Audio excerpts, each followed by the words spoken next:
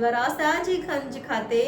પશ્ચિમ ઝોનની કચેરી પાસે રોંગ સાઇડથી આવતા વાહન ચાલક વિરુદ્ધ કાર્યવાહી કરવામાં આવી। વડોદરા શહેરમાં રોંગ સાઇડ વાહન ચલાવવાના કારણે વાહન અકસ્માતના ગંભીર પ્રાણઘાતક બનાવો બનવા પામે છે અને આ અકસ્માતોમાં મૃત્યુદર અને ગંભીર ઈજાના બનાવો પણ બને છે, જેથી વડોદરા શહેરમાં રોંગ સાઇડ અકસ્માતમાં ઘટાડો લાવવા તેમજ ટ્રાફિક નિયમનોની સુયોગ્ય અમલવારી કરાવવા વડોદરા શહેર ટ્રાફિક પોલીસ દ્વારા રોંગ સાઇડ વાહન ચાલકો સામે ડ્રાઈવ રાખવી વડોદરા શહેરમાં રોંગ સાઇડ વાહન ચલાવતા વાહન ચાલકો સામે વધુમાં વધુ કેસો કરવા અંગેની ડ્રાઈવ તારીખ 22 થી 28 જૂન સુધી સમગ્ર શહેરમાં રાખવામાં આવી, જેથી આજ રોજ સયાજીગંજ ટ્રાફિક પોલીસ ખાતે વડોદરા શહેર ટ્રાફિક પોલીસ પશ્ચિમ ઝોન એસીપી ડીએમ વ્યાસ પીએસઆઈ સહિત ટ્રાફિકના જવાનો સાથે રોંગ સાઇડ ડ્રાઇવિંગ કરનાર વાહન ચાલકો વિરુદ્ધ મેમો આપી તથા રોંગ સાઇડ પરથી આવતા વાહન ચાલકો વિરુદ્ધ કેસો કરવાની કામગીરી કરવામાં આવી।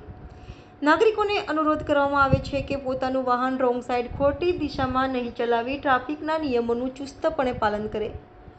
ડ્રાઈવ દરમિયાન રોંગ સાઇડ ડ્રાઈવ કરનાર વિરુદ્ધ આઈપીસી 279 તથા એમવી એક્ટ 184 મુજબ એફઆઈઆર પોલીસ વિભાગ દ્વારા દાખલ કરવાની કાર્યવાહી કરવામાં આવનાર છે। 2 દિવસ પહેલાં પોલીસ કમિશનર શ્રી વડોદરા શહેરનાઓએ